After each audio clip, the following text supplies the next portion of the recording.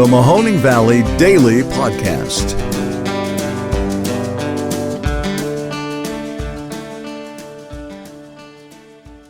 Hello, everybody, and welcome to another episode of the Mahoning Valley Daily Podcast. I am your host, Ron Cabuno. Thank you very much for tuning in to this Wacky Wednesday episode. It is the 20th of October, and we've got a nice little show for you today. We're going to leave you with a couple of nuggets, always a couple nugs, by the time you leave here, so thanks again for tuning in.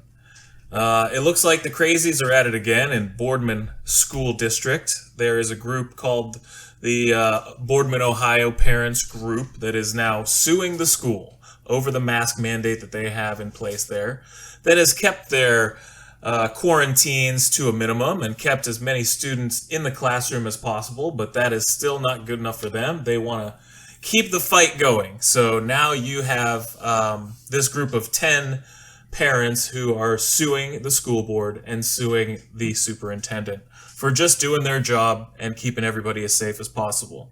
We'll see how that turns out. The ruling is not expected back until next week. Speaking of waiting for court decisions, we are still waiting to see whether or not the U.S. federal court will officially go and hold Steve Bannon in contempt for not coming to testify to the January 6th commission.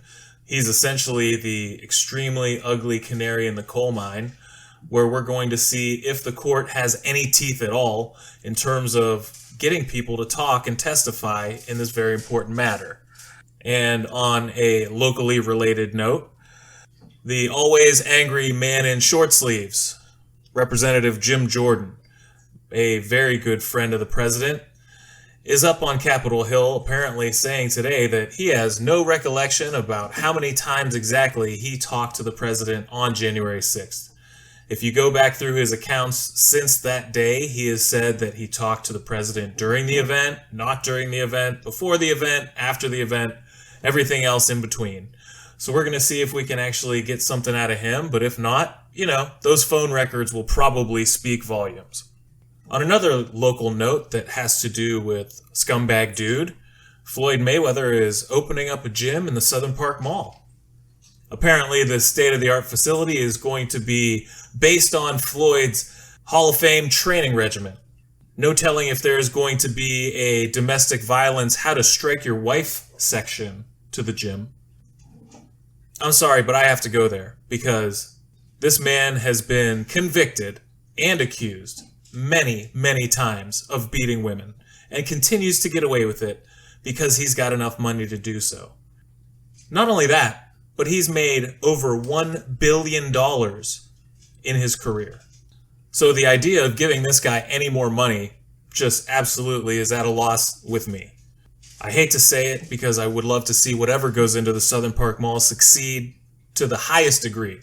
However, not really a good fit in my book and not something that I would be okay with morally going to and giving money to. Saw an interesting little tidbit on the webs. Apparently, this year, cable news, especially CNN and MSNBC, are down 50% in the third quarter versus last year.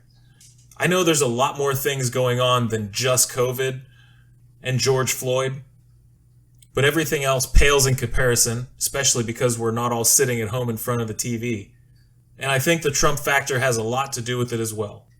Constantly trying to figure out the temperament of the leader of the free world is something that took a lot of television viewing to do, or at least took up a lot of the airspace.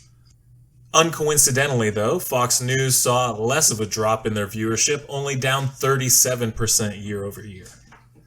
If nothing else, like I say, you got to hand it to the Republicans or the Trump party. They are loyal. And we'll finish it up today with a little bit of positive thinking for our beloved Cleveland Browns, who tomorrow will have to go up against the Denver Broncos, and hopefully we'll have enough people on the roster to field a squad and go out there and play some semi-decent ball. They've got a laundry list of players injured right now. Both of their running backs, both of their tackles. Baker Mayfield might be out as well.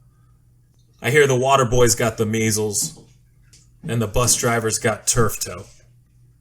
But I say, win or lose, I agree with what I had heard a little bit earlier today, that this is probably the best time for everybody to have a bum wheel, and that we want to be playing our best ball maybe a month or two from now when the season's winding down and we're making sure we're ready for the playoffs, as long as we're able to stay in contention until then. I, of course, wish them nothing but the best of luck, but as someone put it, they've got a 6-0 roster with a 3-3 record, and we're all just a little disappointed in how this thing has turned out so far. Hopefully Denver thinks they could take it easy against us and we surprise them with a great performance. Yet to be seen.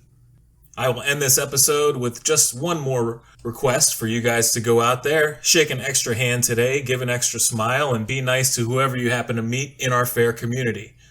That's the only way we're going to be making the Mahoning Valley a better place together. Thank you very much, and we will talk to you again tomorrow.